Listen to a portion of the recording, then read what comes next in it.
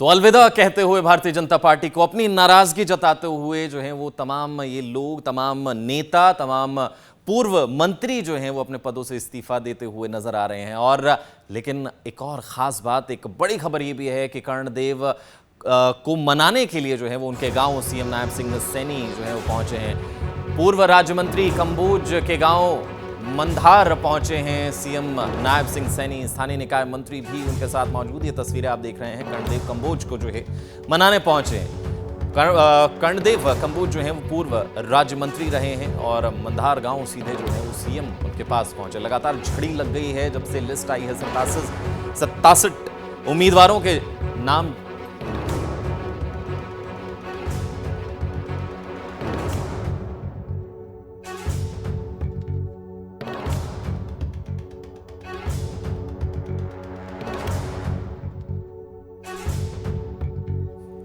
तो इस्तीफा जो है वो साफ तौर पर उन्होंने भी अपने तमाम पदों से जो है वो इस्तीफा दिया, क्योंकि टिकट कटने की वजह से वो नाराज थे। कंबोज ने अपने सभी पदों से इस्तीफा दे दिया था और ये जानकारी जैसे ही मुख्यमंत्री नायब सिंह सैनी के पास गई, उन्होंने जो है वो सीधा फैसला किया कंबोज के गांव जाने का और उनसे मुलाकात करने का। उन्होंने जो है वो फैसला किया।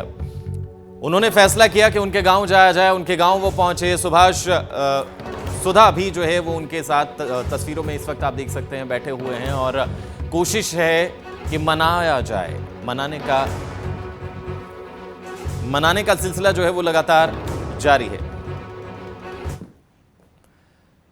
तो मनाने का सिलसिला जो है वो लगातार जारी है और सिलसिले की जो है वो शुरुआत हो भी गई है। इसी पर ज्यादा जानकारी के लिए हमारे साथ हमारी संवाददाता जो है वो पूजा वर्मा भी न्यूज रूम से सीधा हमारे साथ जुड़ेंगी और उनसे भी जो है वो चर्चा करेंगे।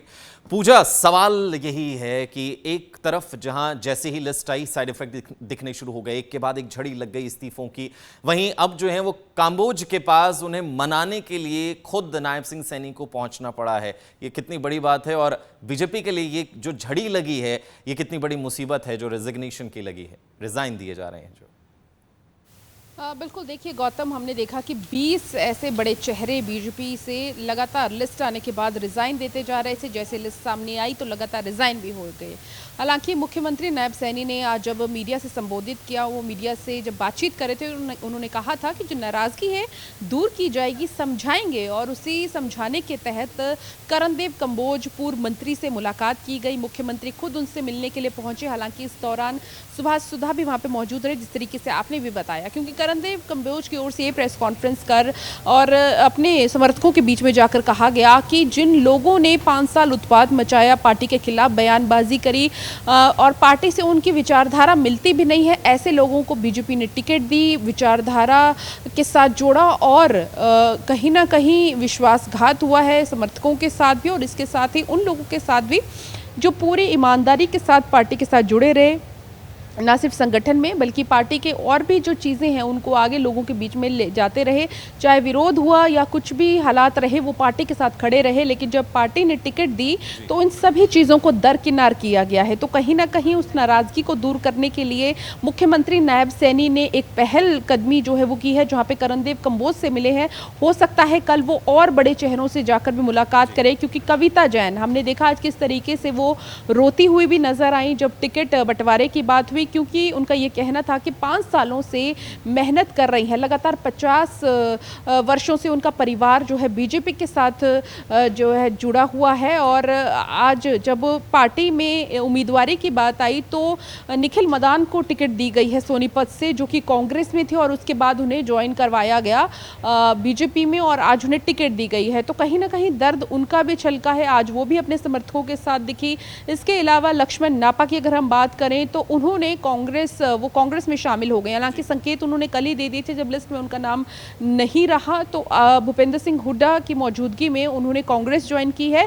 तो ज़रूर कांग्रेस भी उन्हें कैंडिडेट के तौर पर उतारेगी, क्योंकि एक अहम चेहरा है लक्ष्मण नापा अगर हरियाणा की राजनीति की बात करें। और पिछले 2 चुनावों में अच्छा उनका प्रदर्शन रहा है और उम्मीद ये भी थी कि इस बार बीजेपी उन्हें टिकट देगी, लेकिन ऐसा नहीं हुआ, क्योंकि बीजेपी का सीधे तौर पर यह कहना था कि मेरिट के आधार पर, सर्वे के आधार पर ही टिकट दी गई है, क्योंकि एंटी इनकम्बेंसी भी हो सकती है। ऐसे में ऐसे उम्मीदवारों को उतारना जिनके खिलाफ रोष ना हो लोगों में, ये भी बेहद ज़्यादा ज़रूरी है। दूसरी ओर सावित्री जिंदल की अगर बात करें तो वो भी मीडिया से रूबरू हुई। हालांकि उन्होंने अपनी बातों में ये कहा कि वो बीजेपी की मेंबर कभी थी ही नहीं, वो अपने बेटे को सपोर्ट करने के लिए कुरुक्षेत्र में आई थी। बाकी वो समर्थकों से बात करेंगे, अगर समर्थक कहेंगे तो ज़रूर चुनाव भी लड़ेंगे।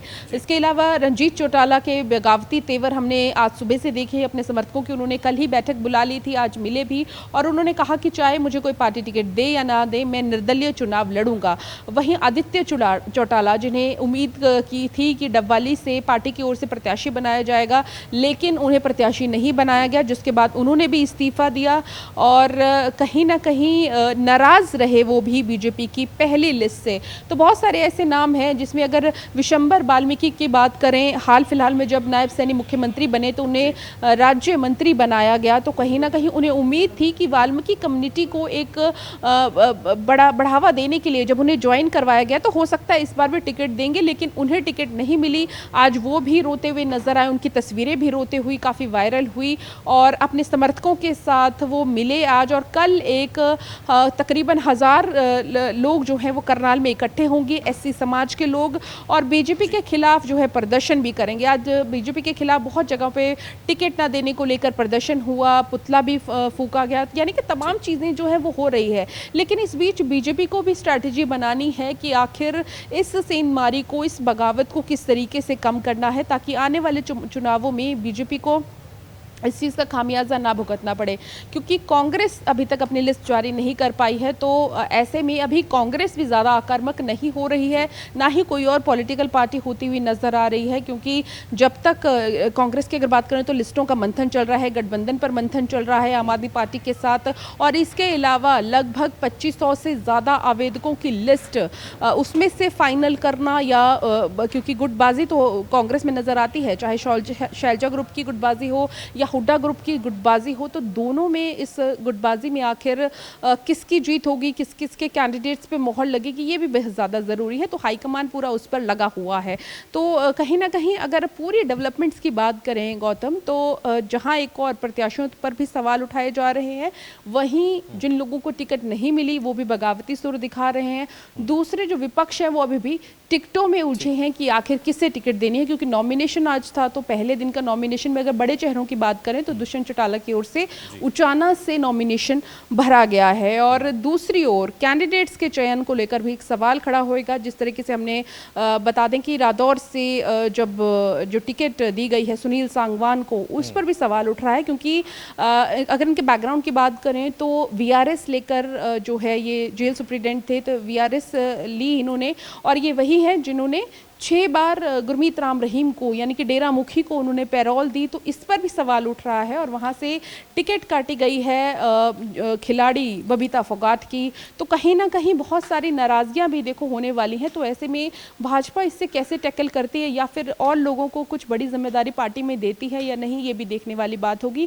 क्योंकि कम समय है, 12 तारीख तक नॉमिनेशन है, उससे पहले सांठ गांठ की राजनीति, और इसके अलावा जिस तरीके से पार्टियों के बीच में इस वक्त टिकटों को लेकर होड़ मची है, क्योंकि बीजेपी की भी अभी 25 सीटें रहती हैं और कांग्रेस ने तो अभी अपनी पूरी लिस्ट जारी करनी है। आम आदमी पार्टी का गठजोड़ किस तरीके से रहता है, तमाम चीज़ों के बीच में नई नई डेवलपमेंट्स रोज़ देखने को मिलेंगी। तो ऐसे में देखना ये भी रहेगा कि कल क्या होगा, या कौन कौन लोग और शामिल होते हैं अन्य पार्टियों में। लेकिन कहीं ना कहीं बीजेपी को अपनी एक स्ट्रैटेजी इस तरीके से तैयार करनी पड़ेगी, क्योंकि 20 इस्तीफे बड़े बड़े हलकों में अगर बात करें तो अपने आप में एक बड़ी बात है। ये वो हलके हैं जहाँ से हरियाणा की राजनीति चलती हैं, ये वो बिरादरियां हैं जो कि हरियाणा की राजनीति को चलाते हैं। क्योंकि हरियाणा में अगर बात करें तो 36 बिरादरियां हैं, और इन 36 बिरादरियों में यदि एक बिरादरी की भी नाराजगी किसी बहुत बहुत शुक्रिया पूजा तमाम जानकारी के लिए, और पूरी डिटेल में आपने चीज़ें समझाई कि आखिर हरियाणा की राजनीति में इस वक्त चल क्या रहा है।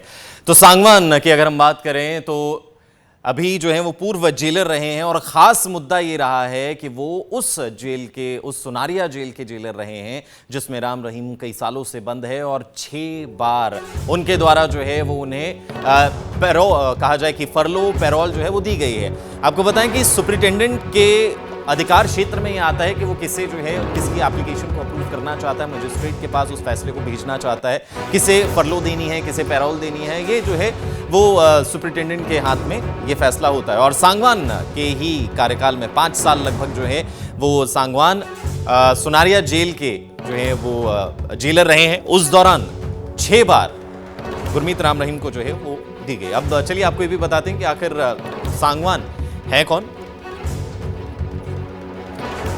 उनके बारे में भी थोड़ी डिटेल से जान लेते हैं कि आखिर ऐसा क्या मुद्दा है जिसकी वजह से उन्हें इतना ज्यादा जो है वो चर्चा में वो नजर आ रहे हैं। सुनील सांगवान एक बड़ा नाम जो है वो बनकर उभरे हैं। सुनील सांगवान ने 6 बार जो है वो राम रहीम को पैरोल दी है, फरलो दी है और जेल सुपरिटेंडेंट के पद से उन्होंने वीआरएस ली महज 1 हफ्ता पहले और अब जो है वो भारतीय जनता पार्टी के नेता हैं और भारतीय जनता पार्टी ने उन पर भरोसा भी जताया। 2002 में उन्होंने हरियाणा जेल विभाग जो है वो ज्वाइन किया था और रोहतक के सुनारी जेल में लगभग 5 साल का उनका कार्यकाल रहा है।